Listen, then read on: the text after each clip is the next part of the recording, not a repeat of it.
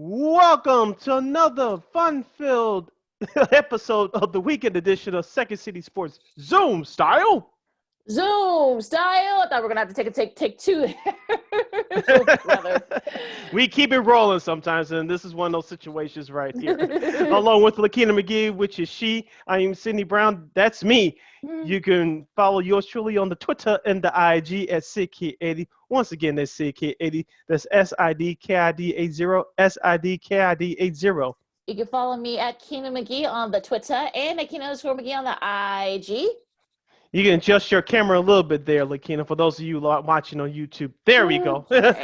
Speaking of YouTube, you can catch episodes of Second City Sports on YouTube every Monday and Friday at War Media. Once again, at War Media, WARR Media on YouTube. You can catch the episodes, the video version of Second City Sports on YouTube every Monday and Friday, once again, at War Media. You can catch our podcast still on Tuesdays and Saturdays at War on Anchor, once again, at WARR on Anchor, which keeps you over to Spotify, iTunes, SoundCloud, Stitcher, Google Play, and that iHeartRadio app. Just type in your search engine boxes on all podcast platforms, WARR on Anchor. And you can follow us on social media at Facebook, Twitter, Instagram, at War Media. Once again, at WARR Media on Facebook, Twitter, and Instagram. And go to our website, weareregalradio.com, for more information. And thank you in advance for your support. Like, share, subscribe, and tell your friends. Yes, and since we are in Chicago, as you well know, let's start off with some baseball. Great news for both of our teams.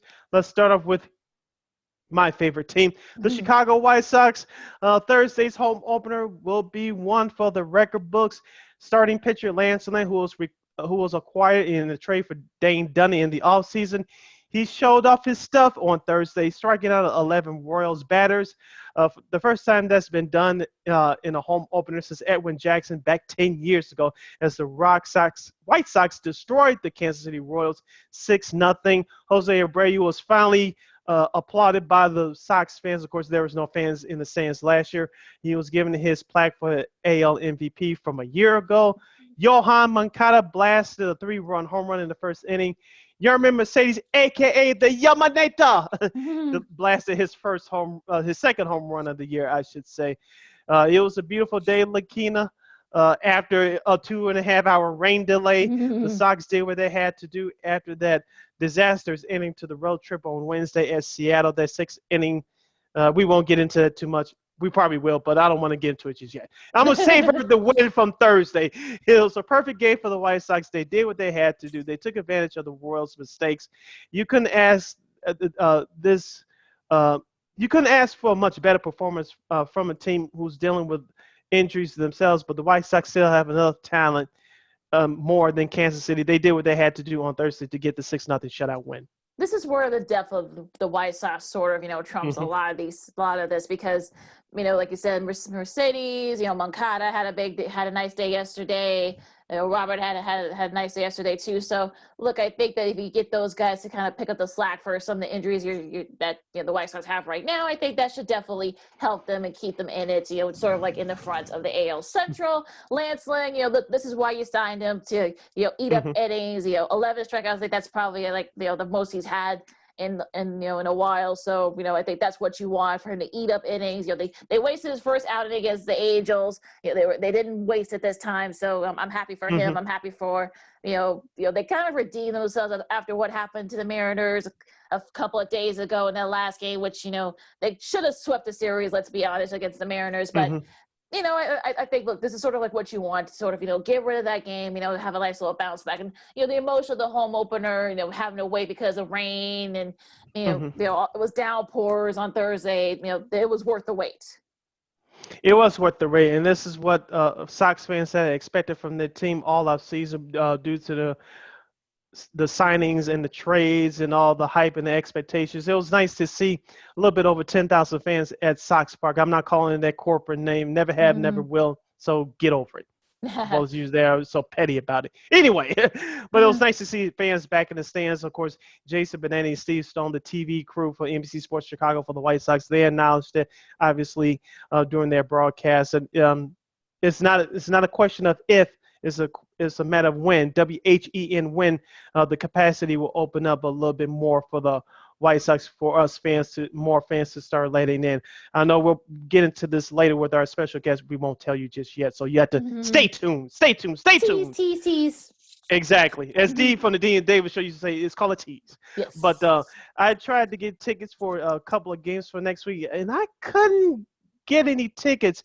It's not my internet, but something's fishy over there in Sox Park. Whoever's running their website, who's running their ticket department over there, I can't have access to see if I have a fair chance to get tickets. I'm upset about that. But with that being Sid. How to sick and talent, Sid. I understand that. I know, like I said, it's limited capacity. I understand that. But going back to the game, it was nice to see the White Sox taking advantage of the mistakes by the Kansas City pitcher, Heller, who was the starting pitcher. You guys may not remember, a couple years ago, Tim Anderson did the backflip. Yes. He took a session, and they said something about your mama this and your mama that. Hall went to a silly brouhaha, and that went that.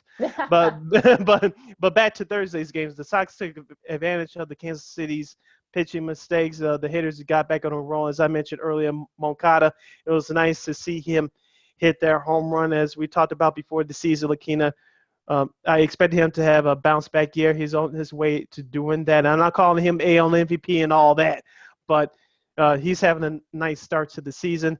Adam Eaton, I want him to see him in left field play better defense. I know he had a big error the other day in Seattle. It was nice to see him at the plate yesterday. I know he was the leadoff hitter on Thursday.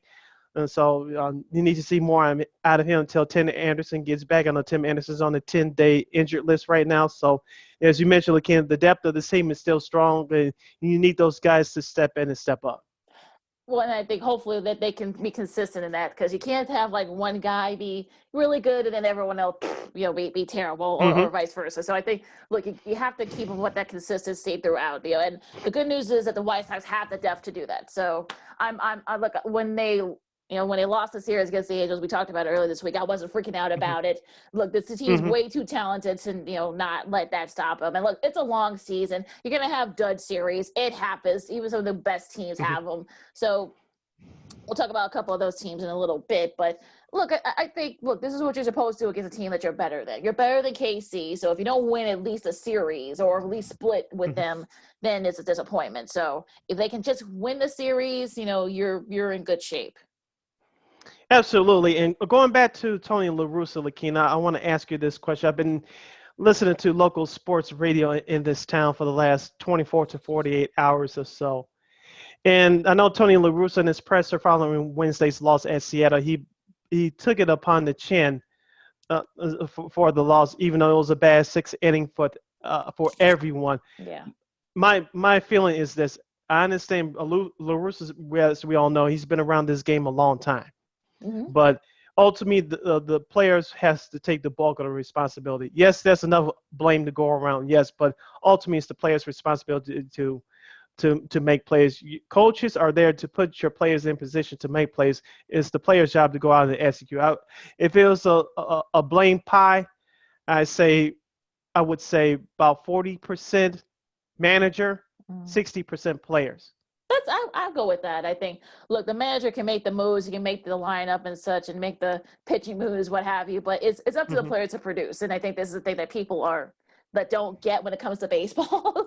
I mean, yes, you can blame the manager of, some of it, but most of it, if they're not producing it, he's not on the field. He's not like hitting or pitching. So, for people to say that, it's all La Russa's fault. I mean, look, he took it upon himself looking at, and he's never been afraid to do that. He's never been afraid to sort of blame himself for something that goes wrong.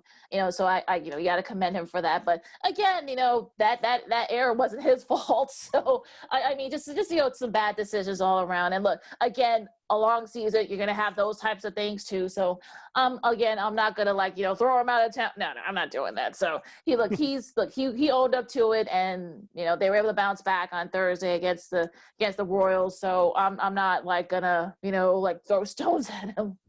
And also, too, just wrapping up our White Sox conversation, Lance Lynn is a bulldog. He eats up innings. It was nice to see him get that complete game on Thursday. The bullpen received a much day off.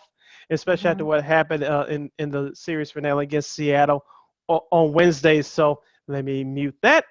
As some internet crap trying to interfere with our show.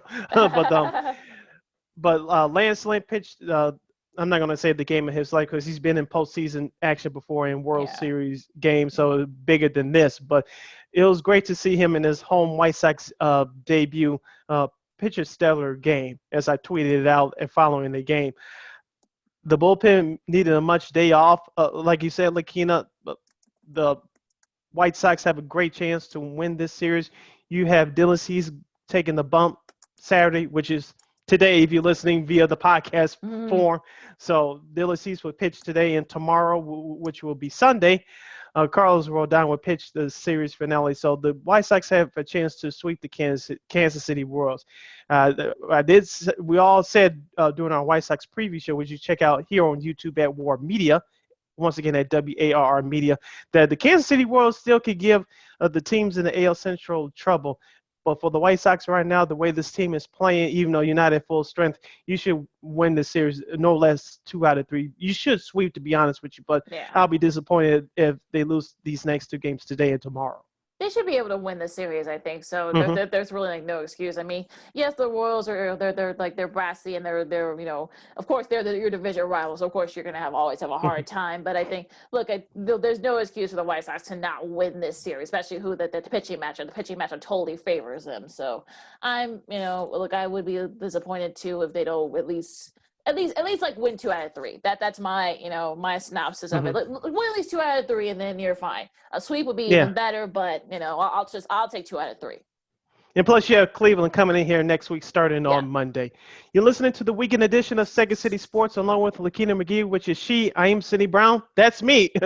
As we talk about Chicago baseball right now, as we head over to the north side, the Chicago Cubs helped the Pittsburgh Pirates open up their home schedule at PNC Park with a loss. The Cubs defeated the Pirates on Thursday by the score of 4-2. Anthony Rizzo had a home run. Also, Javi Baez had his second home run of the season. Chris Bryant also hit one out as well. Lakeena, as we said before, looks like it's going to be the same formula again this year. The same formula again this year is all home runs or nothing. It worked out for them yesterday on the power surge, but at some point they're going to have to eke out some runs here. The power, as we said before, power is only going to take you so far. But it's about the pitching for the Cubs. It's about the defense, and you're going to have to manufacture some runs and start getting in the habit of doing that at some point. Yeah, I'm sure Cubs fans don't want to have to throw a parade every time this team gets more than 4 hits. I mean, I don't think they want to do that. So, look, I mean, they had 11 hits. They were able to, capitalize. Their relief pitching helped them. Craig Kimball's probably pitching the best he's pitched in a while, not giving up. Struck out the side again, had 3 strikeouts. I mean, look, I think if you're a Cubs fan, I think this is what you want, that consistency from hitting. Your pitching's been pretty decent. I mean, look, Arrieta has looked really good. I mean, yes, he's not the Arrieta we saw when he was here in Chicago the first time, but at least you're seeing that he's better than he's been the last couple of years. If you can get Alec Mills to kind of be that third starter, Henderson kind of get it together, get that back in the rotation in there, get the consistent hitting from KB and Rizzo and Contreras and Hayward, and look, hopefully Josh Peterson, he finally got his first home run earlier this week, so in the Cubs uniform. So hopefully we can get that consistency from them, and like I said, no more than 4 hits. I mean, they only had 3 against the last last game of the series against the Brewers. They lost, so you can't be doing that. That's not going to work. You need that timely hitting. You don't have to go for the home runs all the time. You can play small ball and it works. Look at what the Dodgers have done. They've got power hitting, but they can also also hit small too. So I think that if they can get that consistency with both, I think they'll be okay. They'll be right there in the NL Central, I think. Going back to the Cubs pitcher for a minute, Lakeena, Jake Arrieta, as you mentioned, he's now 2-0 on the young season. He pitched 6 strong innings. I know he gave up 7 hits, but he gave up 2 runs, including 2 earned runs. He walked 3, but he struck out 4.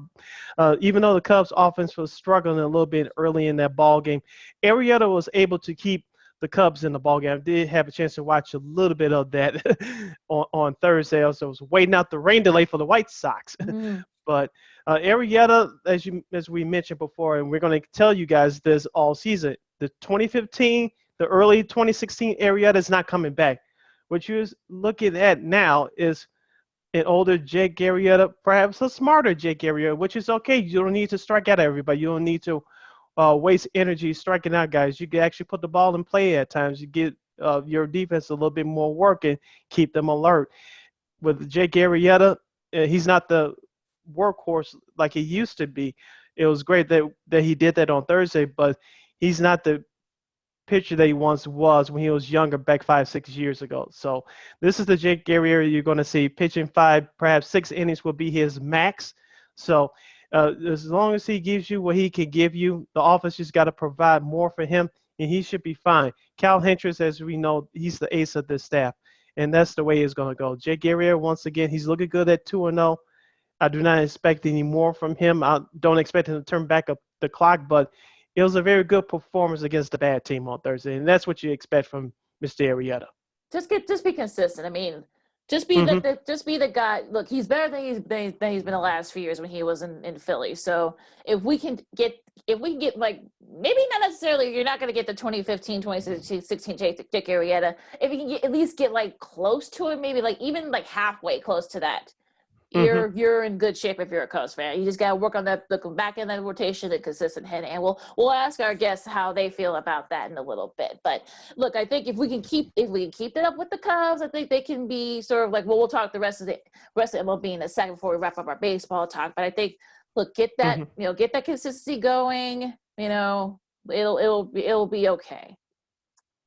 It'll be okay, I believe as well. They could be consistent. Also, let's give credit to closer Craig Kimbrell.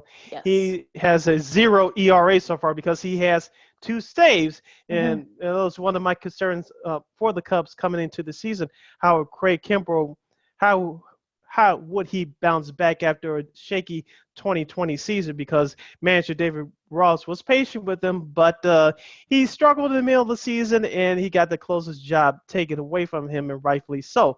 But now, I know it's early. We barely played a week now. He's 2 for 2 in saves. I'm not going to say he's going to be perfect for the whole year. I do not expect that, but it's nice to see him have a strong start to this early season. Which is what you want. I mean, there are rumors in spring training that that maybe they may take the closest job away. So I don't know what he's doing. Hopefully he keeps doing it. And look, we'll see. This is the Kimbrell that I think Cubs fans were expecting. Yeah, and take a look at the pitching matchups for the rest of the series for the Cubs. You've listened to us on the podcast, which is Saturday. It is today. Zach Davies will take the mound, of course, on Sunday, which is tomorrow. Trevor Williams will make his road debut against the Pirates, against his former team. So the Cubs are in interesting territory as well. They should be able to take at least take 2 out of 3 on the road against the Pirates for their first road series of the year. Yeah, that can only give you confidence to get to because it gets a little bit tougher, next week for them. So hopefully, they can go through this, easy part of their schedule and then have, just go through a lot of that. Yep. Has anything else impressed you in this first week of action around the game of baseball, Lakeena? Houston, I think they're feeding off the motivation of, people booing them. I mean, look, Altuve has looked really good so far for them. Look, the Angels are still, they've won the series against the White Sox. And, they've kind of been able to keep it up. Philly, too. I mean, Philly's looked really good so far. Again, this is still very early. Yes, the Red Sox have won 4 in a row, but I'm not freaking out just yet. I mean, Baltimore has looked good so far, but I think for me, I think that these are some of the teams that you expected. I mean, the Twins are like 5-2, and the Dodgers are 5-2 as well, the defending champs. So they've looked really good. So I'm kind of optimistic. The Padres have struggled. Tatis is out with a shoulder injury; he might be gone longer. So that's the thing that is really starting to worry me a little bit. And I know my Google machine isn't working just yet, but shout out to that Baltimore Orioles player. The Orioles organization honored him on Thursday, coming back from colon cancer. He missed all of 2020, and he showed up for the home opener yesterday and played. And both the Boston fans and the Baltimore fans gave him a standing ovation. I thought that was really cool. I know that, especially during these times that we're in right now, even though we're in the early stages of getting back to normal, health is the most important thing for all of us human beings. I don't care who you are, where you come from. Take care of your health, and hopefully, people don't get really sick. But it was nice to see that Baltimore Orioles player bounce back from colon cancer. He last played 2 years ago, missed all of last season. It was nice to see him back on the field on Thursday. And I think he got a hit too. So that's that's a victory too. And I'm sorry if I forget the player's name, but well, I'll look it up for you. Okay, thank you, yeah, Lakeena. yeah. No, that's what you have teammates for, folks. That's what we have. That's what I'm here for. Yeah. Look, I saw that moment. That was, just a beautiful moment. And look, you don't have a heart if you didn't get teary eyed and with that. And I think Trey Mancini. That's who you're talking about. Sid. Yeah. Got yes. got the clean bill of health last year, and of course he had to be very careful because of COVID and everything. So I think that was nice to see. And look, the Orioles have been playing well, like I said, so far. Well, I don't think they'll be able to keep it up, but again, it's nice that was nice to see in of itself earlier this week.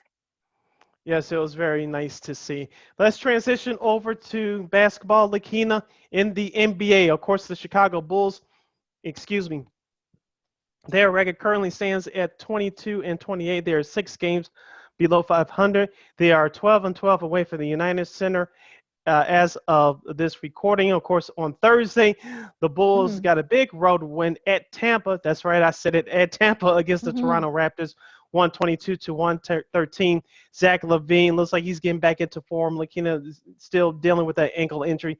He scored 22 points and dished out 13 assists, while Chris Boucher for Toronto scored a game-high 38 points and grabbed the game-high 19 rebounds. Lakeena, as we talked about in our last episode, we talked about this for the last week and a half or so.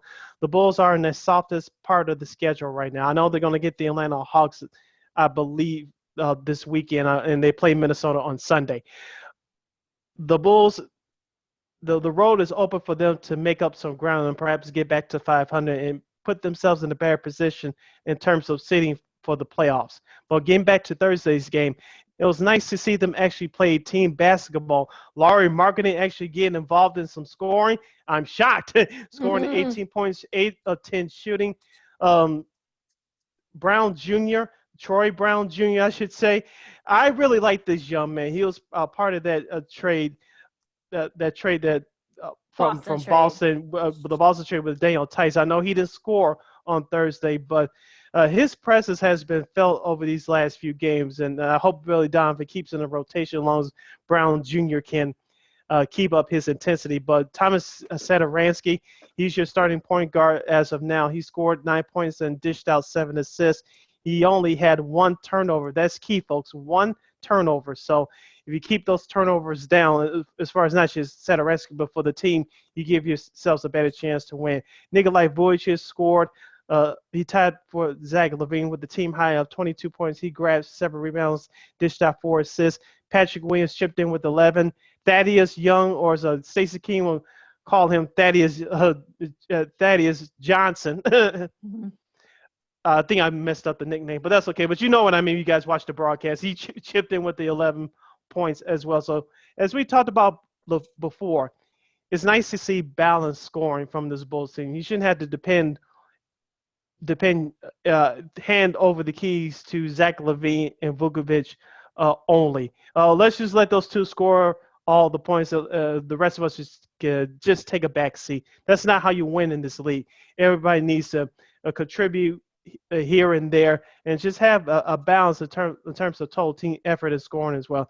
And the Bulls have been playing great team basketball lately. Well, and look, Zach had 13 assists, which is the most he's had since that's the most he's had since he's been here. I know he had 14. I think he had 14, I believe, when he was still in Minnesota.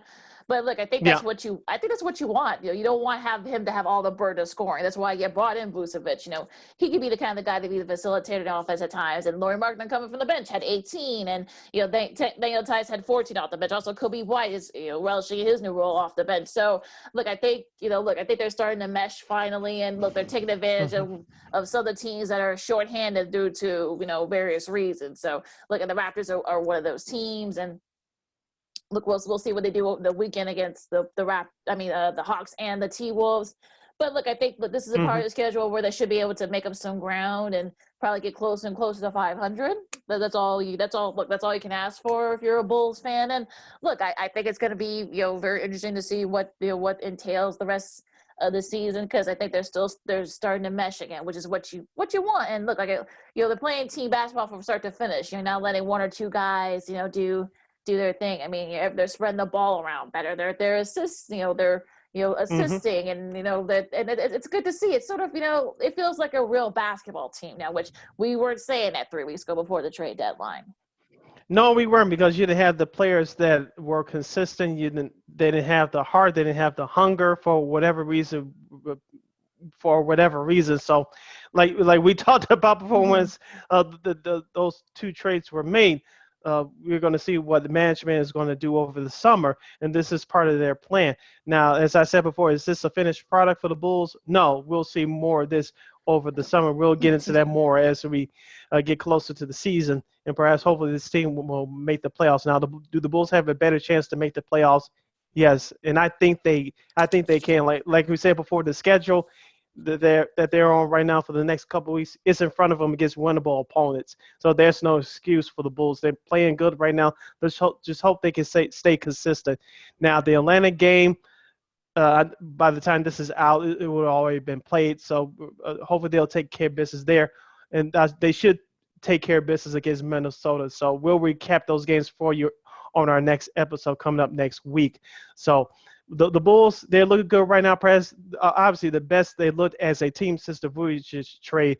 And of course, remember when he was acquired, Lakeena, they didn't have any practice time. So they had a couple of days here and there to try to implement a system to get some practice time in. So you're seeing the fruits of the labor starting to pay off a little bit. Just hope that this team can keep it going. Yeah, let's hope they can. I mean, but they're becoming kind of an exciting team, and it's good to see that it seems like the league's finally taking notice now, which I think that the NBA is better when the Bulls are up there. I know I'm not trying to be a homer, but I think that's I think this is when that this is when they're really good. I think this is both LA teams and New York and Boston, and of course Chicago too. I think that's when the NBA is really good. So hopefully this will be a sign of good things to come. You're listening to the weekend edition of Second City Sports, along with Lakeena McGee, which is she. I'm Sidney Brown, which is me. As we talk basketball now, let's switch over to the bigger picture in the association. Lakeena, what impressed you most about the action from the NBA this past week? It looks like Embiid is saying, I'm back at the top of the MVP conversation. He had 35 points in his return against the Celtics. Sixers sweep the Celtics for the first time since the 2001 season, the 2001 season. So that's pretty impressive too. Boston is still having those, they're fighting those demons. So although they were able to bounce back against a squeaker against the Knicks, so that helps them, confidence wise a little bit. I think for me, I think the Clippers had a nice win against the Suns on Thursday. That I watched that game. That was actually a pretty exciting game. And look, Devin Booker does what Devin Booker always does. 24 points, but made some big steals and big turnovers late. And of course CP3 did what he always does. I guess down to the wire. So they were able to kind of tame Paul George. So I think some of the things I saw, over this week, I mean, the Lakers have been up and down, which unfortunately is what we expected, especially with still LeBron and AD out. They beat the Raptors, but they've been kind of struggling. So I'm a little bit, I'm not worried about them right now, but I think that maybe you're kind of hoping and praying that both AD and LeBron will be back soon. I mean, Denver without Jamal Murray. He took Wednesday's game off against the Spurs. Jokic had 25. but they ended up winning by 10. So they looked really good even without Murray in the lineup. Miami, like I said with the Lakers, I mean, they've been up and down, had a nice win against the Raptors, but then they lose on Thursday against the Heat. I know our girl Lana Techire, who's, I know that made her happy. Jimmy Butler had 28. They made some key stops late. I mean, Lakers tried to come back, but it was too big of a deficit for them to overcome. Yeah, if you follow her on social media, she lets her feelings out in more ways than one. Yeah, she's not afraid to let her feelings be known. That's why we love her. Hope we got to get her back on soon. Yeah. But look, Denver's won 7 in a row. The Grizzlies, kind of like sneaking by. They've won 4 in a row. John Morant, has been playing well. Also, the supporting cast has been playing very well too. The Knicks have kind of struggled a bit, so they're kind of, I think they're starting to fall back to earth. So what about you, Sid? What has impressed you or not impressed you this week? Before I get to that question, one question for you, Lakeena, and I missed Inside the NBA. I know, shame on me, from Thursday. Did you watch the halftime of that Clippers Phoenix game? Did you watch the halftime show? I did not, but I saw like replays of it on or around the Twitterverse.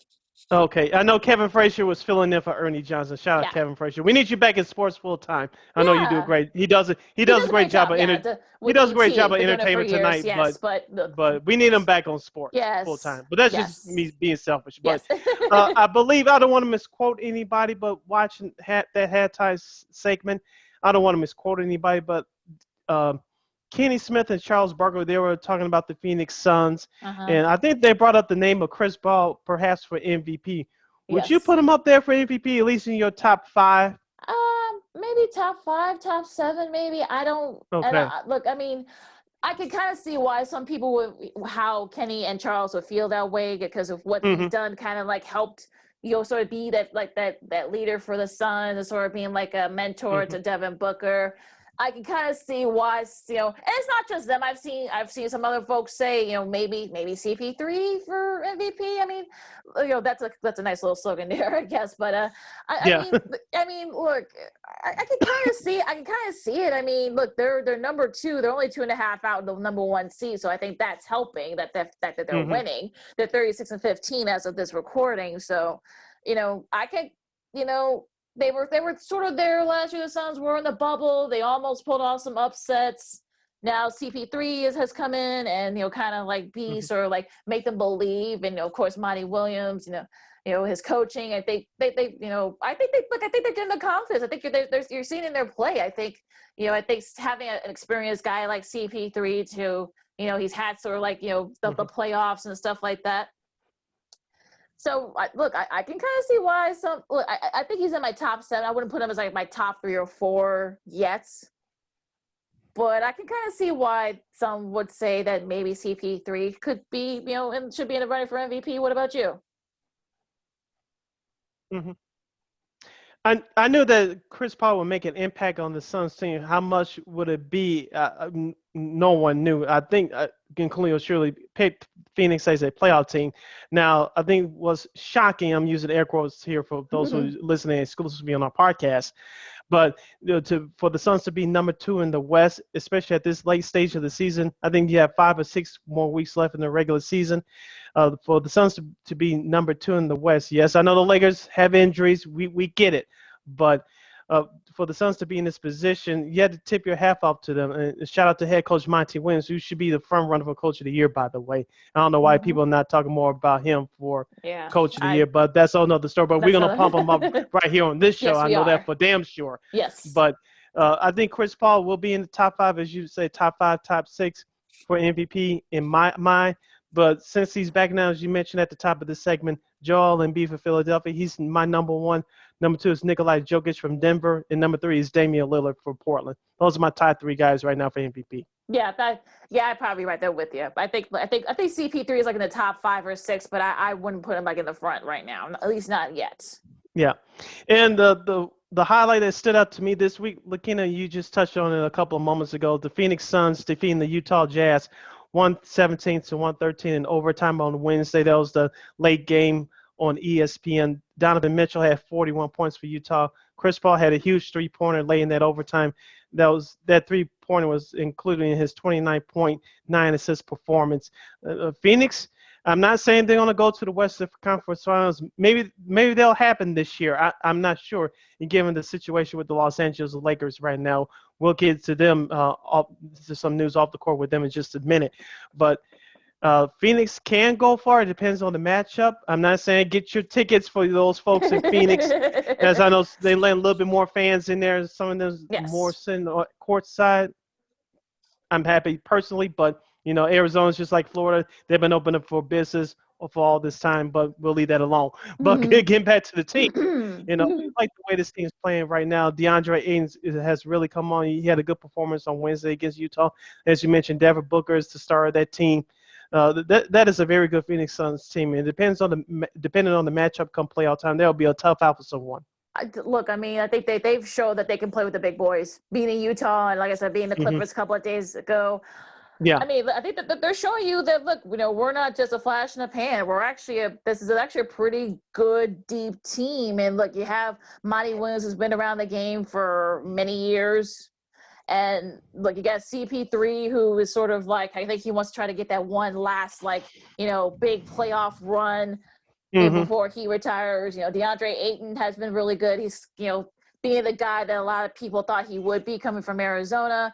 Mikal Bridges has been really good. Jay Crowder, he didn't score in the Clippers game. He had a nice, he had scored a lot against the Jazz. But look, this is a nice deep team, and I think I think they should be getting more notice. I think it's because they play in Phoenix. They're not getting noticed, unfortunately. But I think if they keep winning, I think people are not going to have a choice but to notice them. Couldn't agree with you more, Lakeena. Before we take this time out for the weekend edition of Second City Sports, let's go around the league as we give you some key games for you fans to watch this weekend from the association. We'll start off with Saturday's action, which is tonight if you're listening via the podcast. The ABC primetime game will be the Los Angeles Lakers at the Brooklyn Nets. Of course, no LeBron, no AD, probably no Andre Drummond. If you're the Nets, well, James Harden, I believe, will still be out. Kevin Durant, who made his return on Wednesday against the New Orleans Pelicans, scoring 17 points, including 5 for 5 from the field. He's back. Of course, LaMarcus Aldridge starting at center. Kyrie Irving is still healthy. This should be another blowout, Lakeena. I'm just disappointed. It probably still be a preview for the NBA Finals, but the big horses for the Lakers will not be there.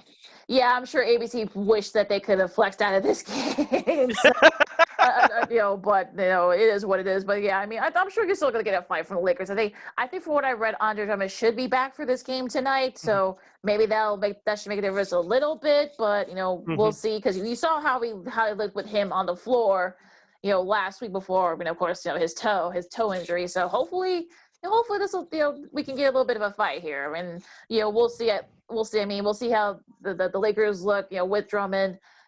I'm sure they're counting the days until AD and LeBron can come back, but that should be a good game still, nonetheless. Sacramento and Utah should be a good one there at 8:00. If that game gets a little too out of hand, that should be a good one there. Look, the Kings are very. I'll be watching that game via my computer. Look, the Kings are a very scrappy team, and don't look past them, Utah. They're pretty good.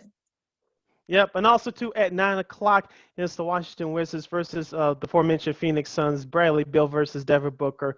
I'll make sure to check some of that out. Yeah, that should be a lot of fun. Go ahead, Sid. I'm sorry. Yeah, let's head over to Sunday's action. At high noon, you'll have the Atlanta Hawks against the Charlotte Hornets. As we mentioned, both these teams have been playing better lately. Of course, Atlanta with the interim coach Nate McMillan. The Charlotte Hornets, they'll probably miss LaMelo Ball, their rookie point guard, for the rest of the season. They're 2 games over 500 as of this recording. Of course, at 2:00 on NBA TV is Boston at Denver. That should be a good one there. I'm looking forward to it, actually. That should be, hopefully Murray will be able to come back, and that should be a fun one there on NBA TV. Let's see, San Antonio and Dallas. I'm surprised that's not nationally televised somewhere. That should be a very interesting game too. I mean, look, Dallas has been getting better. San Antonio has struggled a little bit, so this should be an interesting game nonetheless.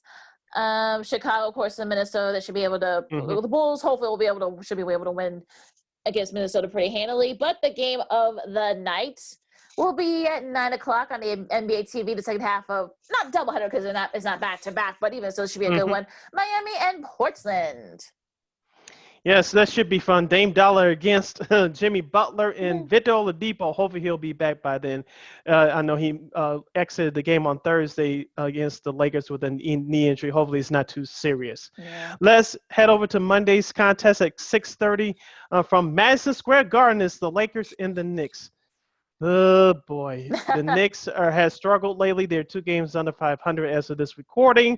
The Lakers, of course, they'll be missing their big star, so you won't see LeBron doing any water bottle tricks on the bench or doing the high-flying dunks. The first game for that doubleheader on ESPN for Monday will be Dallas hosting the Philadelphia 76ers. Joel Embiid against Luka Doncic. That should be fun. Oh, that should be a very entertaining.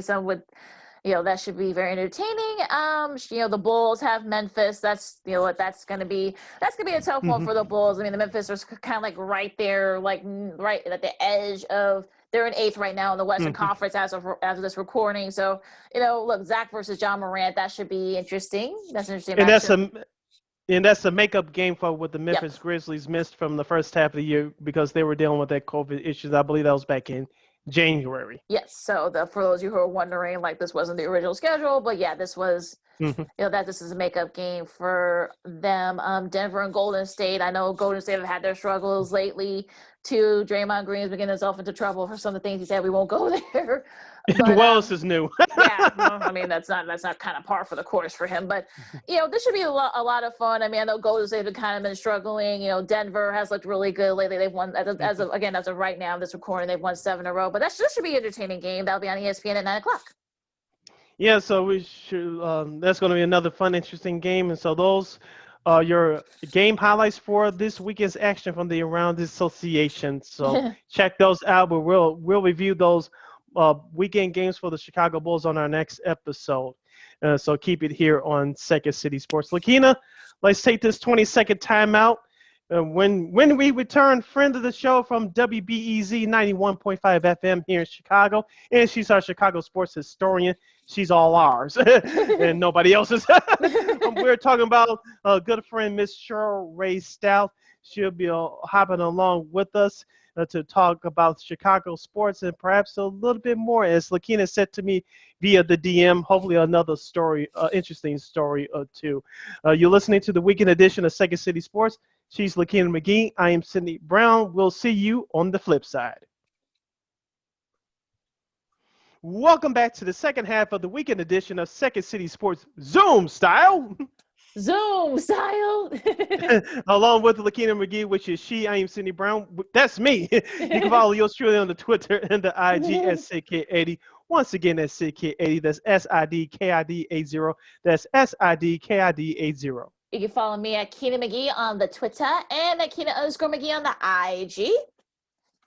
You can catch us first right here on YouTube at War Media. Once again at WARR Media every Monday and Friday. So you'll get to see this show first right here on YouTube. Once again at War Media, WARR Media, right here on YouTube every Monday and Friday. Our podcast schedule is still the same every Tuesday and Saturday at War on Anchor. Once again, every Tuesday and every Saturday at War on Media. That's WARR on Anchor. That keeps you over to Spotify, iTunes, SoundCloud, Stitcher, Google Play, and the iHeartRadio app. Type in that search engine box on all podcast platforms. War on Anchor, WARR on Anchor. And check out our website, weareregalradio.com.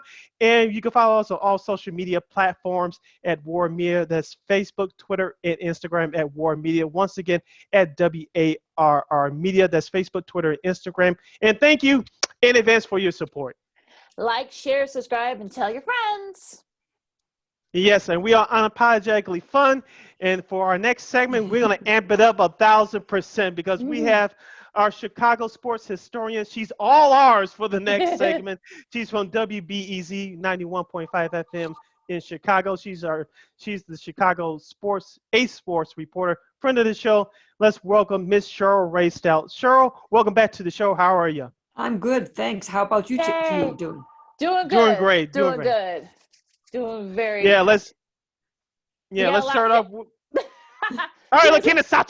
No, you go for it, Sid. Go for it, Sid. No, just messing with you. You know. Let's start off these good vibes and talk about the Chicago White Sox, Cheryl. Of course, you were there on Thursday covering the home opener against the Kansas City Royals. Of course, the Sox are at 4-4 for the young season. They get back on the winning track with a 6-0 win over Kansas City. Before we break down their start to the season, talk to us about the experience that you had covering the home opener for the White Sox.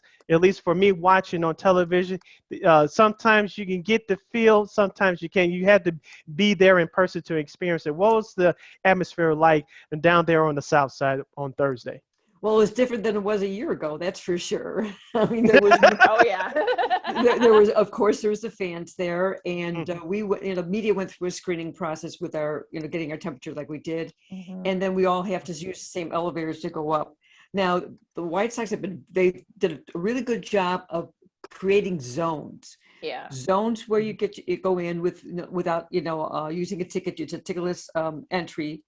They have a zone where you sit. The zone and that in that same areas where the food's at and the bathrooms are at. So they really limit people mingling all over the place. Of course, they have the thing, they all have to wear masks, no tailgating. There was no tailgating allowed. So they were very orderly from what I saw. And the interesting thing, even though there was only 8,500 people there, they were very loud. They were very joyful. They were enjoying, even though there was a 2-hour and 12-minute rain delay. Yeah. There was a real good feeling. I mean, it was interesting when the crowd booed the mayor and the governor, like with the healthcare workers. I mean, they could have just, come on, you had all those healthcare workers there. But there was a joyfulness about it.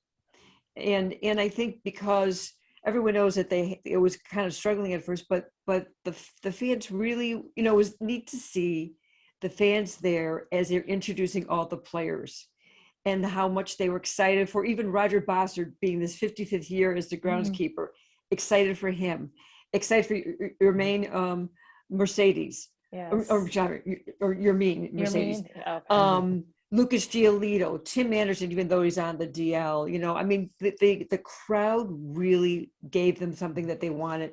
And watching Yermaine with the fans before the game, taking pictures and stuff like that, it was kind of special. You just see the joy on his face, because I know that's the thing that I'm sure all the teams, especially the White Sox, were missing last year. Cheryl, how big of a signing was Lance Lynn? I think it was a very underrated signing. Sid and I talked about it. It was a trade. It was a trade. Trade. But how big of a trade was that? 11 strikeouts in Thursday's game. I mean, he's just been really good. Of course, they wasted his first outing against the Angels, but how big of a trade was this? Get a veteran guy, to eat up innings and just been really good so far. It was terrific because he had a relationship with Tony La Russa. It was terrific because Tony La Russa asked him in the 8th inning, when they finished the 8th inning, can you go out there in the 9th? And Tony and him trusted each other to know what would work. So when you have that camaraderie between the manager and a pitcher, that's going to be really important because, as you mentioned, Lakeena, he does give you a lot of innings. He never had a start he said this was the best start he ever had, including when he's been in the playoffs. Wow. So for him to have that at this point in his career, that's fantastic. Yeah. And he was very funny afterwards. He was like, yeah, that's what I'm supposed to do. It was just very low key, but it, and when he struck out the sides to start in that first inning, 1, 2, 3 strikeouts, what does that do for the rest of the team? It gives them that energy. He goes off the field with a 3rd strikeout. What do they do in the bottom of the first? They get 2 home runs. So I think there's a lot to be said about that. Let's talk about manager Tony La Russa, Cheryl. Of course, following Wednesday's loss at Seattle, La Russa in front of the media took blame for his substitution patterns, even though the White Sox players had a bad 6th inning there. Given the fact this team is at 500 right now, and I know Tony La Russa is trying to set the tone for the team, I always say that you can comments on social media, you could take it with a grain of salt, but I know some fans are giving more blame to LaRusse than the players. I say it's 60-40 players. If you're the coach, you put your players in the best position to win. It's ultimately up to the players to go out and execute. Do you think I'm wrong in that assessment, or perhaps you could call me crazy, and that's okay? No. But I mean, but we were talking to Del Skyko too, because he said that he could have done things better. But Tony, I've known Tony for over 38 years. I've known him that long, and I've known what he's like. And when he said it was me, I think a lot of media that didn't know him were surprised at that. But no, that's him. Yeah. He knew he made a mistake. And the other problem is he had a kid. The problem with the White Sox with some of these bullpen guys that they have right now that you're seeing a little bit of faltering. Remember last year when they made their rookie, season and their appearances with no crowd? Yeah. No pressure. Really. I think that had a lot to do with it. And then you have, Matt Foster the other day implode. And Tony, he did admit he did take too long to get him out. Yeah. And so I appreciate any type of manager or coach that puts it on themselves. It does take because what Tony will do, and he has done this his whole career, he will protect his players every step of the way, no matter what. Yep. Let's go to the north side for a second, Cheryl. I mean, look, the Cubs, they've been kind of up and down. The hitting hasn't been consistent. Like, Sid and I were saying earlier, I'm sure Cubs fans don't want to throw a parade every time the Cubs get more than 4 hits.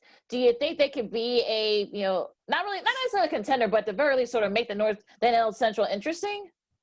They could. I mean, the pitching is very good right now. Craig Kimbrell is completely back for the way he's supposed to be, but how long will that last? I am concerned. Yes, they beat the Pirates the way they beat them, with some hits, but they don't produce big innings. Yeah. They don't manufacture runs well enough. They had sacrifice flies. I'll give them that, but they don't seem to tack on runs enough at this point. And that's kind of mirroring what they did last year.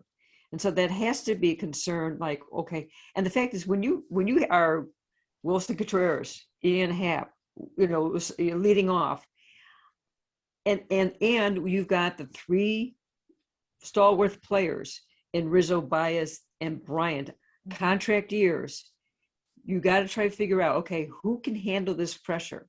And that's what it is, the pressure, because they don't know what's going to happen after this season. So there's a lot going on with them, not just on the field, but off the field too, that I think is impacting what could happen or not happen this season. You're listening to the weekend edition of Second City Sports, along with Lakeena McGee, which is she. I am Sidney Brown, which is me. We're joined by our good friend, Chicago A Sports reporter from WBEZ in Chicago, Miss Cheryl Raye Stout. Cheryl, I'll ask you the obvious question, even though we're barely a week into the season.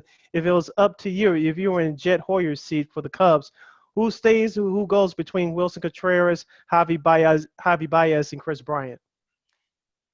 Well, I think Anthony Rizzo is somebody that they should sign. I say, even though he's older, but the thing is, if you let him go, what are you saying to everybody else on that team? Yeah, because it sends a bad message. Right, he's kind of like he's taken the mantle of Mr. Cub from Ernie Banks for this generation. Mm-hmm. And if you do that, that could really hurt them, because trust me, in that locker room, there are 2 players that really hold down the locker room. It's him and Jason Hayward. Yeah. Mm-hmm. Those are the 2 guys, since people like John Lester's gone, and and some other guys. But that's really important. But talent-wise, you have to see how it plays out with both Javi and Chris Bryant. I think both of those 2 players, if Chris Bryant is physically completely back, how can you let him go? But you may not be able to sign him because his agent is there's some issues with the agent. Yeah. So I think that Chris could be traded. Javi, I think they want to keep, but Javi's got to come back offensively much more than he has. His offensive numbers not great. All right. Okay, Cheryl, let's go to the hardwood for a second. The NBA, the Bulls, you can tell the excitement by my excitement. It feels good to have an actual basketball team again. Zach LaVine, right? I mean, look, Zach LaVine has like a nice, sort of like, second guy, in Vucevic and, some of the great players they've got from this trade. Now, I'm not saying that they're going to be like up there with the Phillies and the Milwaukee's, but can they at least sort of be like kind of like that lower tier for the Eastern Conference playoffs? Absolutely. I mean, they're right now in the play-in section of the standings, and people, well, why would you want to even be in the play-in game? Yeah. Because you have young players still on this team that have to learn how to win, and if you could win, getting into the playoffs, that actually improves their well-being on the court.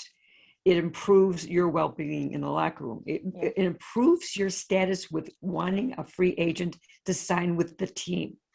So I think it's important for them to keep making progress. And what we didn't know until the trading deadline was what Arturas was like. Now we know. He is a man that has no problem going in, deciding what he wants. And he completely changed his team when you really look at it. When you really look at how he's changed his team by getting a second all-star. It's hard to get an all-star for the players that he gave up. That was amazing that he did that. And Billy Donovan is a hard job for him too, because there's no practice time. I don't know if you realize with the way the schedule was played out, that they're off a lot of days, because the problem is when they go on the road, they have to get up early in the morning for their COVID testing. Now that should start curtailing now that they've had their first vaccine, and after they get the second one. But you're talking about dealing with a lot of stuff besides learning a new scheme and going into the post and having a big man that can kick it out, and also do there's so many things that they could do with Vucevic that they couldn't do before with Wendell Carter Jr. And that's huge. And so when I look at this team, I'm going, you know what? I like what they've done. And I think the steal in the draft could be Brown, could be Tony Brown Jr. I think he could be the steal in the draft. I mean, in the trading deadline.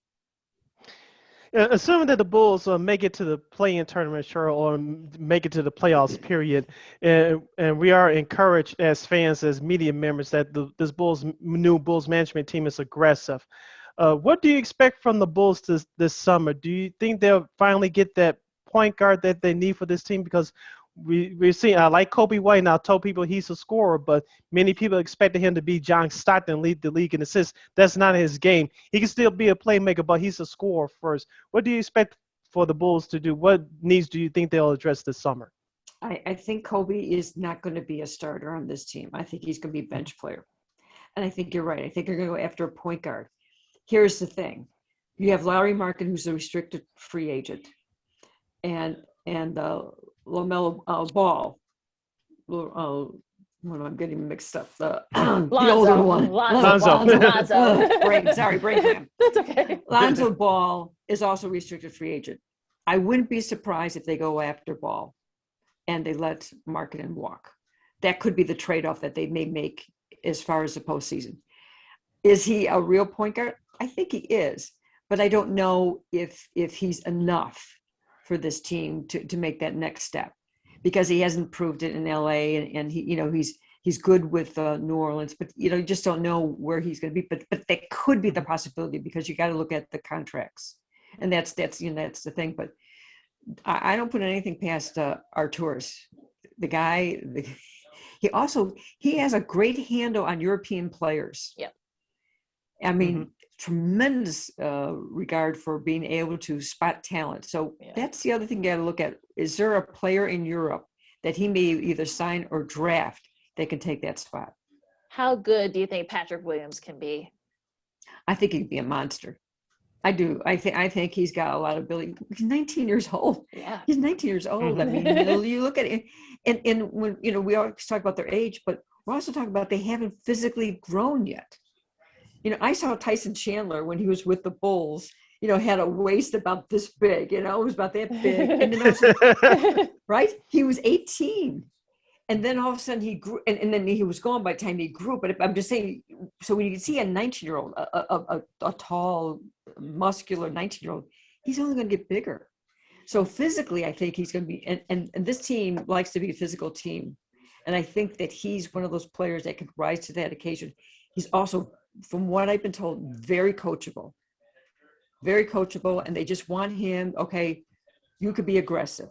It's okay. And so they're taking the lid off of him. And I think you're going to see more and more progress with him as he goes along. Before we move on, Cheryl, to other sports, let's talk about Zach LaVine. Or no, we brought him up here earlier. I think he's due for an extension. He's eligible for an extension this summer. But we've seen him grown on the court, not only defensively but offensively as well, culminating with his first All-Star game appearance. Do you think that he can get even better, especially now that the Bulls management started to give him better players, or do you think we've seen him at his max?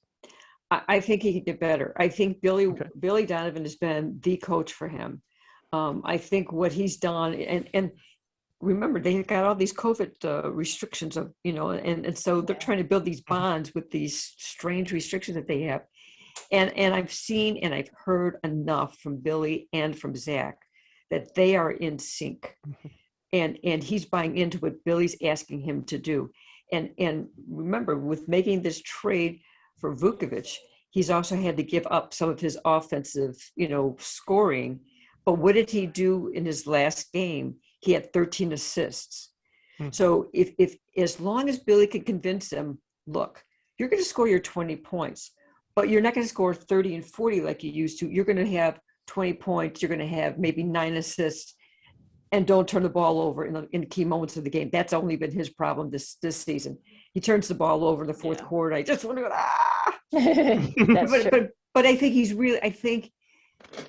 he's somebody that he's had such a journey with everything he's gone through physically, dealing with a big trade, coming here and having how many coaches that he's had here in just a short time. And I think right now he's got the right coach for him at the right moment. And so he should be able to elevate his game. Oh, I hate to bring down the mood here, guys, but let's talk about the Bears. Don't forget, Lakeena. 1, 2, 3. Musa. Okay, yeah, I'm feeling a little bit better now. But you know what though? But you Ramadan's coming up, Yeah. you gotta have some peace. It's gonna take a little more than that, Cheryl. But I mean, look, they apparently Ryan Pace and or Matt Nagy have been in like everybody's and their mammies QB pro day. They let Kyle Fuller go. They may let go of Anthony Miller. They may let go of Akeem Hicks. What is going on with the Bears, you think? Well, you've got a general manager that is hanging on, and he's had again another choice in quarterback, which is so unusual. It's so unusual that a GM is being able to keep his job under those circumstances. I don't put the blame as much on Matt Nagy yet, because remember, he wasn't there when Mitchell Trubisky was drafted. Right. He wasn't there when Mike Lennon was signed. He did have Mitchell his second year and actually had, and got a good season out of him. But Mitchell Trubisky did not live up to what a second round draft pick is supposed to live up to. I feel for Mitchell Trubisky. He's one of the nicest kids I've ever met covering a sport. And I hope that he resurrects his career, not being in Chicago. But with that said, the problem would happen with the salary cap is teams had signed extensions with players before COVID, and the salary cap didn't go up like it normally. So when you're projecting what your salary cap is going to be, you kind of think, okay, 2021, it should go up 10 or 12 or 13 million. Not only did it not go up, it actually went down. So the Bears are not alone. I'm not giving him a pass. I'm just letting you know the Bears are not alone in having this quagmire of what do we do now since we are over the cap? And they got hit really bad. I think it was a mistake that they couldn't figure out a way to keep Kyle Fuller. They did ask him to take a pay cut. He didn't do it. And that's his right. He absolutely his right. I just think that's the one player, it's like, geez. I think Akeem Hicks will stay in some way or fashion. But you go back to what is the problem of this team? It's the quarterback situation. And you could have signed Andy Dalton last year for less. And you passed on him and you went with Nick Foles. And now you have Andy Dalton here this year. And I'm going, well, and now they're singing his praises because he does have a rapport with Bill Lazor. They work together, in Cincinnati. So I just think that Ryan Pace knows that he's on thin ice and the temperature's at 89 degrees. Mm-hmm. So that ice is getting, worse and worse for him. I do think, though, that they have to, under every circumstance, draft a quarterback. And they got to get that one right. I think after this year, because we still don't know what Ryan Pace's contract really is. We believe it's supposed to be end after this next season, but there's some sort of rumblings that he may have had an extension that we don't know about. So there's that too to think about. I was just getting ready to ask you that, Cheryl, because I've been hearing that too for the last couple of weeks. So have I, yeah. And of course, right now, the Bears don't want to say anything if that's true, because we talked about it in another subject we'll bring up later in the show. These teams care about optics, and right now the Bears have been thrown shade, as the kids would say, especially on social media. And if you're the Bears, you don't want to announce anything like that right now because fans are still upset with you, especially after the Seattle's GM, John Schneider, denying them the attempt to get Russell Wilson. Now, the story is that only time the Bears can offer up the 4 first-round picks to get Russell Wilson, if the reports to be true, is this upcoming draft in a few weeks.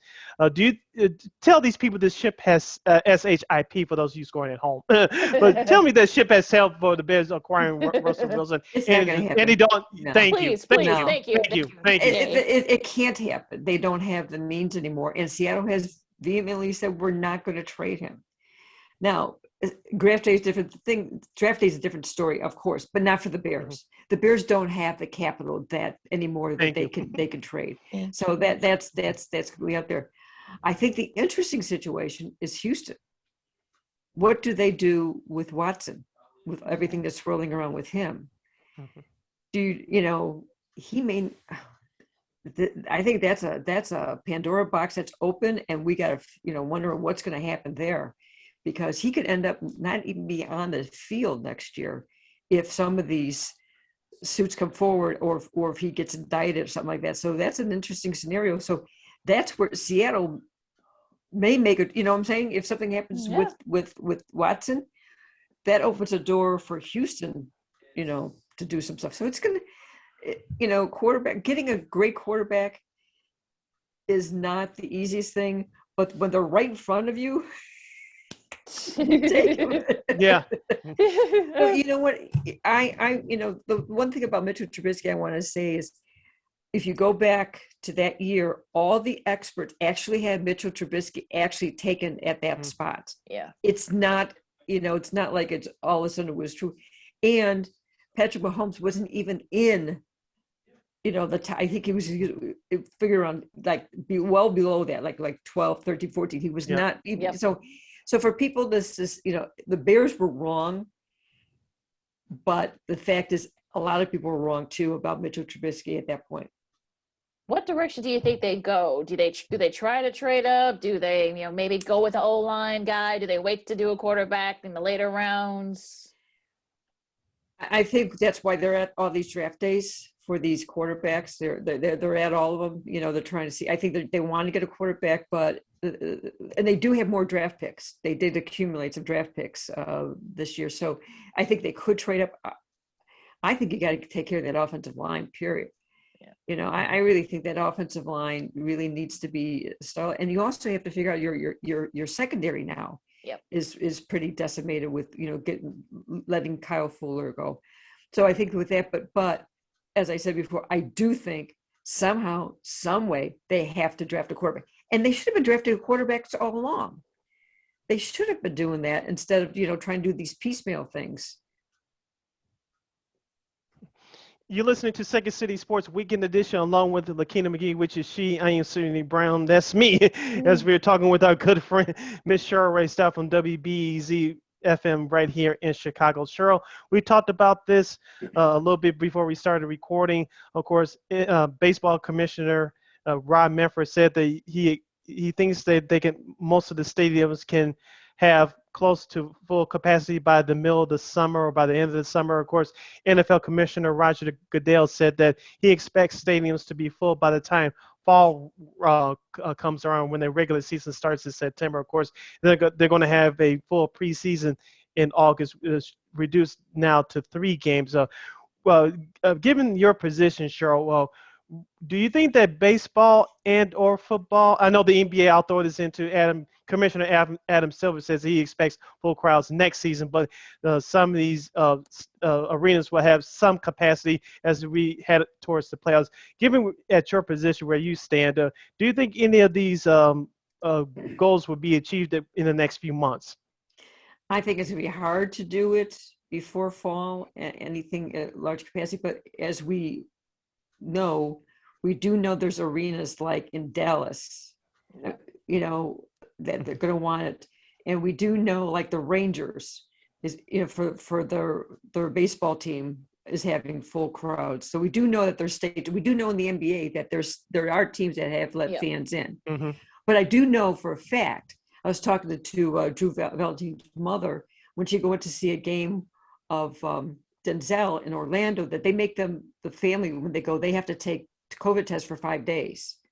So they're doing all the right things. I don't think that you can expect, since we know that we're in a very tough spot still with the COVID virus.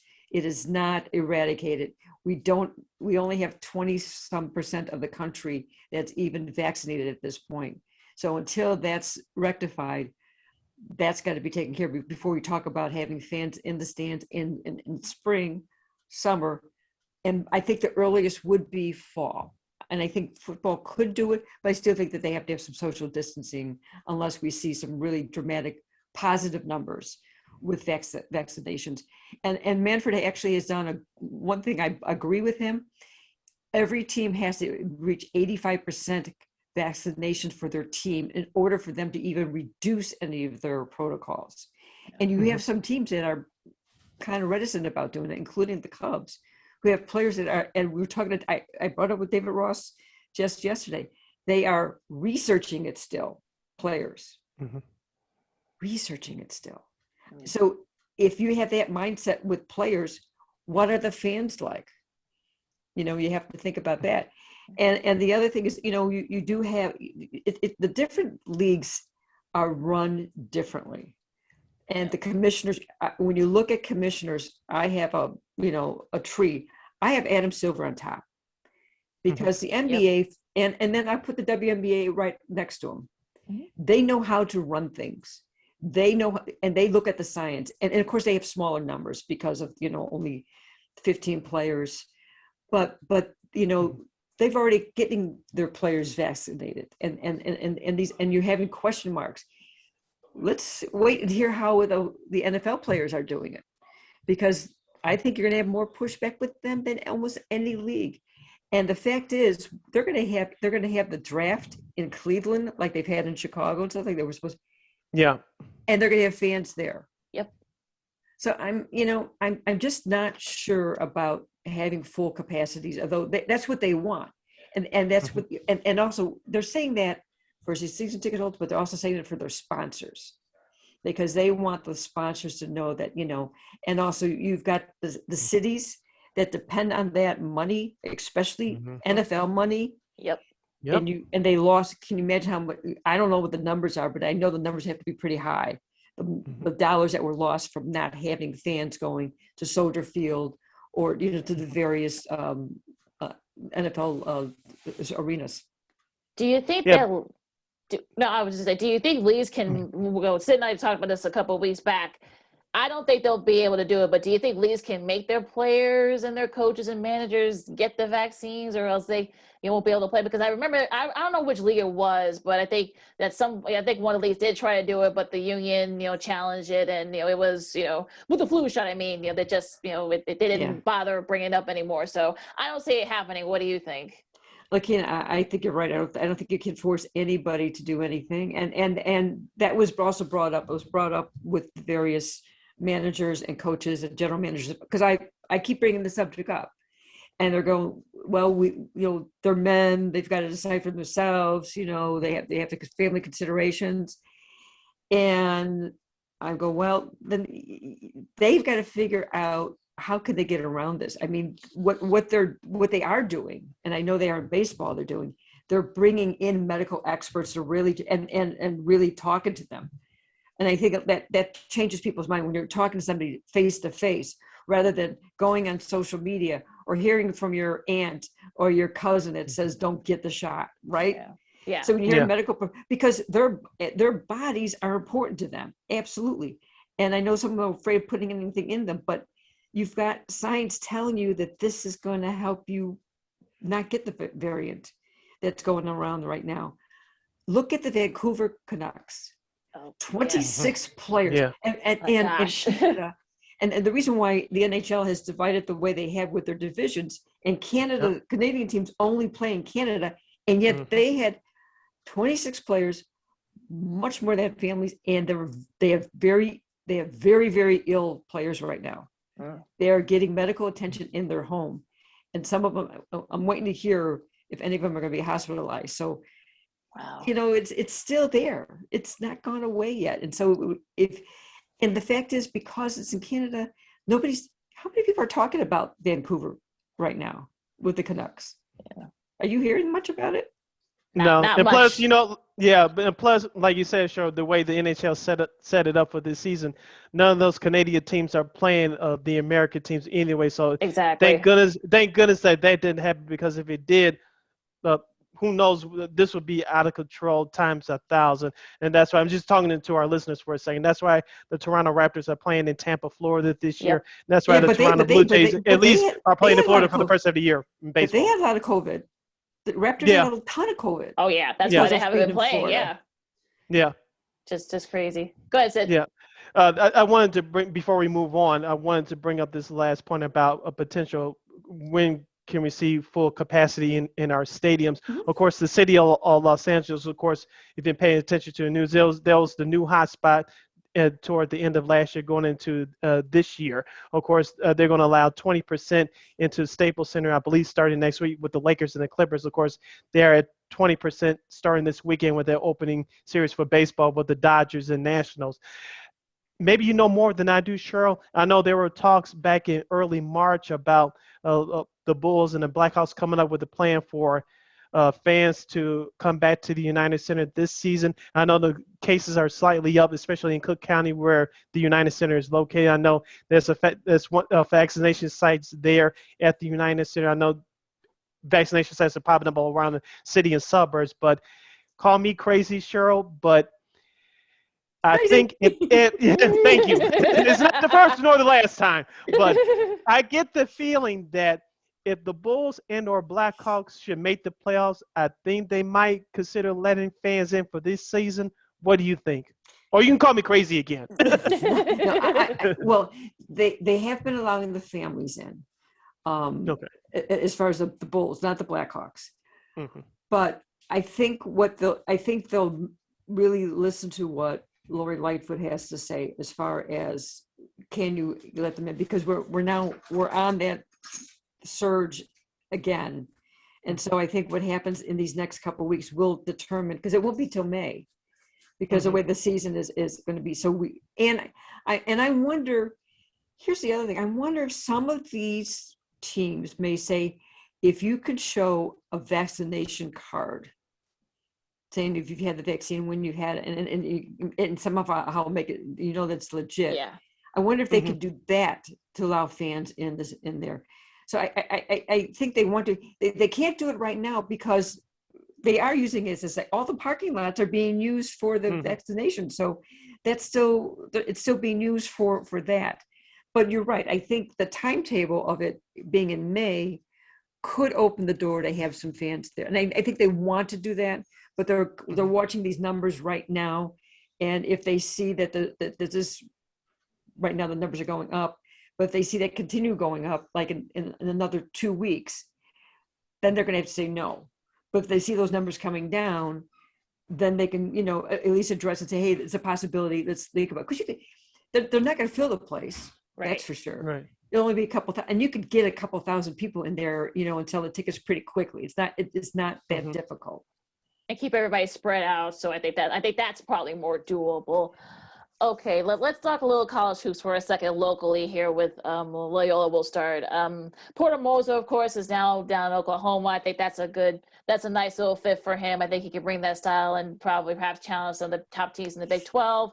Drew Valentine, who is Denzel's older brother, is now the new head coach. Now, were you surprised that Porter Moser left to go to OU? And also, too, how good of a job can Drew do over in Loyola? It's an interesting story. 4 years ago, Porter Moser was offered the St. John's job and a bigger price. And St. John's is in a good area. It was similar to DePaul as far as, where they used to be. And he turned it down. He stayed at Loyola. Now he had other offers too, but that was a big one. But what he has done and how he has done it, and also being in the Missouri Valley Conference, where you have to win your conference tournament in order to get a bid, how much more does he have to give? He really put that program into a positive light. He knows how to recruit players. He keeps his players pretty much. You have a couple that'll go to the Porter transfer. But when you look at what he did and how he did it, and one of the reasons what helped them achieve some of the goals of being the top defensive team in the country is actually Drew Valentine. Drew Valentine is their defensive coach. And so it was not a surprise that when Porter left and Porter actually really went to Steve Watson, the AD, saying, I want Drew to get my job. He actually told him, I want him to have it. So he gets to get the job, 29 years old, always coach. He definitely did his role there, what he's supposed to do. The other thing that I found out when I was at the press conference is that some of those seniors, remember there's a few seniors on that team, one or two of them may be staying. And if that does happen, and he's pretty sure one for sure, if that does happen, he can continue what they were doing and improve and recruit and he also told me, Drew told me directly that they are going to try to get some of these players in the transfer portal. There's over 1,200 players right now in the transfer portal. It is going to be the wild, wild west of recruiting right now. So, and that's why he needs to know what the seniors are going to do. So do I have to fill a need because you're going to leave and I have to fill it? So I thought that was a good, and I was kind of disappointed because it was the first time I was at a press conference in over a year, because we've been doing this like on Zoom, but Loyola had a press conference and there was only 4 reporters. All the TV cameras were there, but there was only 4 reporters there. And I'm like, come on, this is a big deal, because you're talking about a team that went to the Final Four 4 years ago, a team that went to Sweet 16 this year, a team that actually had, had a lot of, national attention. Yeah. But the funniest thing I heard Porter Moser say at his press conference, they were asking him about Sister Jean, and he said she's going through the transfer portal. Well, I think she approved it too, so I think that helps a little bit. What about Tony Stubblefield over at DePaul? Do you think he can, sort of get DePaul out of that basement in the Big East? Well, why, Lakeena? I know. Yeah. I have to ask her. I have to ask her. They've been in the cellar 5 years in a row, and I talked to Tony the other day and Dwayne Peavy. It's a tough job, but Tony Stubblefield, he's 51 years old. He's never been a head coach. He's been an assistant 10 years at at Oregon. He was at University of Cincinnati, which was being the Big East. So he's familiar with the conference. He also, he worked with Lou Henson at New Mexico State. Yep. So, and what is his big trademark? He's a recruiter. He knows how to recruit. And he, and one of the things that he talked about immensely at his press conference. I want to recruit Chicago area, and Illinois. That's a tough task. He's got a tough task, and you're in a big conference, but he's had success. He's helped build a team that once has won and has been in the NCAA a lot. So he's got that background. I think one of the difficult things about DePaul is where they play. They had the opportunity years ago to put a new arena on their campus, and they didn't do it. Yep. And you had a bad athletic director who was bad to Ray Meyer and his son, and that cost them. And so now they think Wintrust. I don't know about you. I'm not a big fan of Wintrust Arena. I don't like the location. I don't care for it. There's a lot of things I don't like about it. I understand teams want to play there because they want to be downtown, but I don't think it's the best place to play. Unfortunately, that's the only place to get. Even though DePaul was offered the United Center for free for a couple of years, they turned it down. So I think they've made a lot of mistakes. But you do have a new regime there as far as your athletic director. You have a new head coach. So I hope that he succeeds, because DePaul is a great institution for college basketball. Yeah. Doug Bruno, what he's done in his 10 years, it's the first year that he's missed the NCAA tournament in 17 years. Mm-hmm. Nobody talks about what Doug has done. Everyone worries about the men, and I think that this is an opportunity. And I think, again, with the transfer portals, he's going to have to act really quick to get some of these players. And sometimes you could, because of the craziness of this, you may be able to rebuild your team a little bit faster. It won't be really fast, but I think you can make some steps. Heading down the home stretch with our Chicago A Sports reporter from WBEZ FM in Chicago, and our Chicago sports historian, good friend, Miss Cheryl Raye Stout, right here on the weekend edition of Second City Sports, along with Lakeena McGee. I am Sydney Brown. Cheryl, we talked about this too before we started recording. The NCAA March Madness was completed. We had a small minor hiccup with the Oregon VCU first round game being forfeited, with Oregon moving on because of VCU's COVID issues. But Baylor upset Gonzaga this past Monday night for the title. Congratulations to them. Even though I say that the NCAA is a bunch of crooks, but we'll let that go for now. But don't let it go. I don't want to get angry for this whole segment, Cheryl. We love you. I don't want to take out my frustrations on people that I love. I don't want to do that. But, I do it for the both of us. So, what grade would you give the NCAA for pulling off this March Madness tournament, even though we didn't have it a year ago? I'd say, a B. I think there's some things that they could have done better. When you have a team that loses in the Final Four and you send them on a plane at 1:00 in the morning instead of staying overnight, I think that's dumb. Yeah. I think what they did with the women, how they treated the women and their experiences was awful. But I will admit the fact that they were able to pull it off, and you did have one team that couldn't make it through, and you were able to pull it off in one state in the arenas that they did, and you were able to do that. I think that was fabulous. I think they'd be able to, and you know what? I kind of like the idea of being them in one place. I do know, I know it was taxing on the players because they would have, if you won that week and you had to stay through the whole week, and you miss going back to your campus and enjoying the win. But I think it helped. I think it helped a lot of the teams bond, and they got to practice, and Zoom now, how many guys are actually doing their schoolwork anyway during this time? Not too many, as we know. But I mean, but they do. But with Zoom, they could still do their work. You know what I mean? So I kind of like them being. I like them being at Hinkle Fieldhouse. Mm-hmm. I kind of like them being in these places that were a little different. And the fact that Indianapolis, it really, they did a good job. They really did a good job. I do have some concerns that do know that there's some COVID issues that happened with some fans. And so I'm kind of, concerned that we don't know the truth about some of that too. Mm. But I think for the players, I think the seating was not great until the end. The only thing that got right was number 1 and number 2. but number 2 actually still won. But you know what I'm saying? They got their seating pretty right on the back end. On the front end, I think they screwed Illinois and Loyola. I think those 2 should have been seated not in this. They could be in the same region, but they should not have met in the first game. Should not have happened.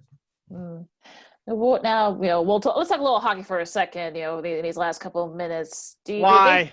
Look, I know. I mean, this is what I was afraid of from this, Blackhawks team. They were so good earlier. They were competent, but then they kind of fell back to being what they are. So, Cheryl, do you think that they can at least try to make the playoffs, or do you think that can they make any kind of moves? You think? Well, they made a move yesterday. They moved some players yesterday, and I think it's their kind of mid-range moves.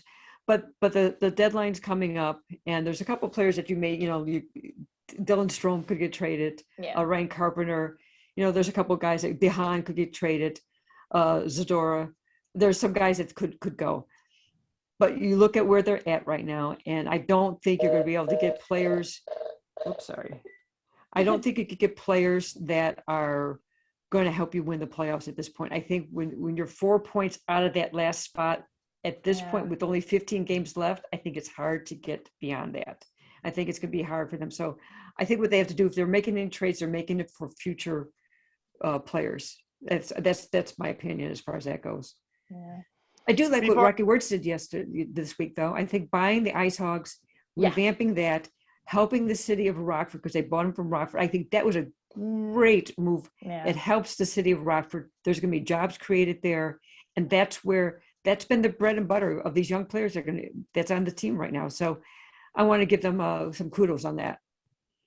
Most definitely. Before I move on to my last question, Cheryl, I just wanted to say, hopefully when Jonathan Taves comes back next season, and I think Kevin Lankinen, the goalie who's been playing out of his mind, coming out of nowhere this year, I think they're better set up next year as far as making the playoffs and possibly making a deep run. If they make it this year, so be it. But we'll see what GM Stan Bowman does this offseason. They still have a lot of work to do. I think they still have some salary cap issues here and there, but I think they better set up next year. I know what they did last year in the bubble in the playoffs, but I think they better set up next year, and then you can construct this roster in a proper way.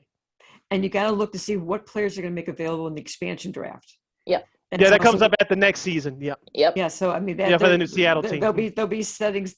So there's a lot of things that they have to get in order, but I think they're in the right direction. I think the problem is you had a lot of young players this year, and you saw some terrific games, but they've never experienced. I mean, this, and also again because of the situation, they were playing game after game after game, and there was a condensed schedule that was really difficult. And that's something that they can at least look forward to, that they did have some success, some real good success. Now I think they're just kind of worn down. Well, no, go ahead. Okay. Last question from me, Cheryl. There's this entertainment company called Versus. They've been having these Instagram online battles between old school music artists from the 80s and 90s for the past few weeks. I know last week they had a battle between the R&B legendary groups, the Isley Brothers, and Chicago's very own Earth, Wind, and Fire, R.I.P. Maurice White. I know you listen to all types of music. If you can have two of your favorite musical groups or solo acts go up against each other in a battle, who would they be? Are they alive or dead? It doesn't matter. It doesn't matter. It's up to you. Well, see, I'm a huge Beatles fan. I mean, I just love the Beatles, but I also like Eric Clapton too. But my other would be Janis Joplin. Oh, Janis Joplin and the Beatles. That would be my two. Oh, nice. Okay. Very nice. Janis was the best. Yeah. And if I was Mercedes, I'd get her song be played before I go up to the plate. Oh, my God. Oh Lord, won't you buy me a Mercedes Benz? Look, if I were the company, I would try to get him to get one of their cars, their new cars. That's right. Don't you think that they should at least get him a car? Like have him drive. Yeah. Come on, I mean, at least let it happen for the season or something. Come on now, that's good promotions. Yeah. Stay with the White Sox, Cheryl. Last question for me: do you think it's World Series or bust for them? I think they're thinking that. I think that's a goal to have. It can happen. I don't know, and because they've had some injuries, but they've put together a great staff. They've got a lot of boppers. Eloy Jimenez's injury really that kind of hurts them somewhat. Yeah. But if they can get some of these young players and also some of the older ones, they've got the right mindset. They've got the talent. They got to make sure that their defense is cleaned up. And if the starters can do what they can do, this team can win it. I don't know if they will, but they can. Of course. All right. And that was our good friend, Chicago A Sports reporter and our Chicago sports historian from WBEZ FM here in Chicago, Miss Cheryl Raye Stout. Cheryl, thank you so much for taking time out of your busy schedule to join us here today on the weekend edition of Second City Sports. You keep up the great work, and let's not make this too long before we have you on again. Anytime. Thank you I so love much. talking to both of you. Thank you. You got you, Cheryl. Thank you so much. Stay safe. You too.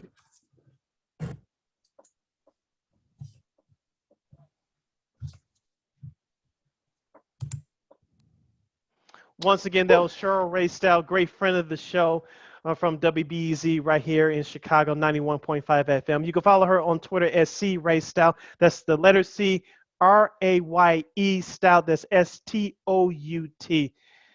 Last two words, Lakeena, before you close us out. Oh, I got to towel Mic off. drop. I know, right? Mic drop. I have to towel off. I mean, I'm always happy when she's on, and she shares some great stories, and excuse me, not afraid to share her opinion.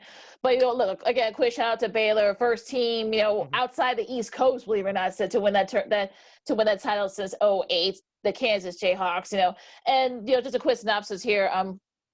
I remember when Scott Drew got the job in 2003. And look, after everything that happened prior to that, I mean, look, there were folks that were saying that they should have disbanded that men's team. I mean, believe it or not. Oh, yeah, they had that murder case going on at the time. Yeah. I don't know if you saw the documentary that I saw that, Showtime. Yeah. So I forgot what it's called, but go look it up, folks. That last head coach, I still don't trust him. Yeah. He's a liar. Go look at the documentary for yourselves. You know why I say what I said. I'll leave it at that. Yeah, just look it up. So I'm sure Scott Drew was saying that people thought he was nuts because he was at Oral Roberts at the time, and but look at him now. Look, I mean, Jared Butler, Maceo Teague. There was another player that a lot of those guys could have left, for the NBA after what happened, but look, they stayed and they were able to they hammered, Gonzaga, and I was not surprised that they won the way they did, but look, you got to commend that whole team, love them. And I'm sure, after everything that's happened at Baylor, they could use some good news. So congrats to them. Yeah, congrats to them as well. Just quickly, a couple of comments on the game. Gonzaga, you could say that they choked, but they were outplayed. Yep. Baylor, their performance reminded me of Loyola versus Illinois, as Cheryl brought up in our interview. If you remember, Loyola came out from the start. They had the perfect game plan for the Fighting Illini, and they were on them from start to finish. That's the same thing what happened to Baylor with Baylor against Gonzaga on Monday night. They were aggressive defensively, offensively, everything came together. Gonzaga didn't know what to do. So congratulations to the Baylor Bears.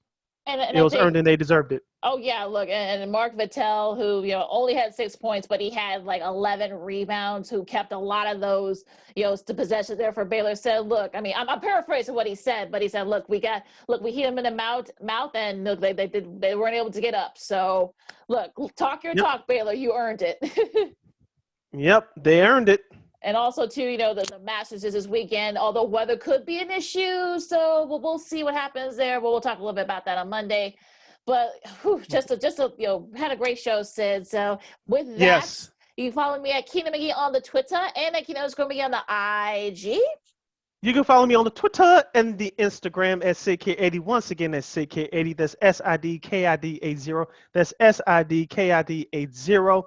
You can watch us here on YouTube at War Media, once again at WARR Media, as we drop episodes on this channel first every Monday and Friday right here on YouTube.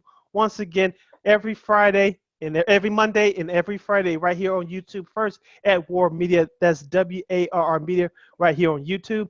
You still catch our podcast. That schedule hasn't changed every Tuesday and Saturday. Every Tuesday and Saturday on our podcast at War on Anchor. That's WARR on Anchor on all podcast platforms. That's Stitcher, Apple, iTunes, Spotify, Google Play, Stitcher, SoundCloud, and that iHeartRadio app. Just type in that search engine box, WARR on Anchor. You can go to our website, weareregalradio.com. That's WEAREREGAL radio.com. And you can follow us on all social media platforms. That's Facebook, Twitter, Instagram at War Media. Once again, at WARR Media on Facebook, Twitter, and Instagram. I think Sid needs a towel off after all of that. Yes, So, yes. all right. For Sid, I'm Lakeena. Stay warm out there, guys, and be careful. Be good to each other. Be careful out there. And, look, if you want to get your vaccines, go for it. But if you're not, look, keep your distance, wash your hands, and, be good to each other. This has been Second City Sports Zoom style, and we'll see you next week. Till next time, holla!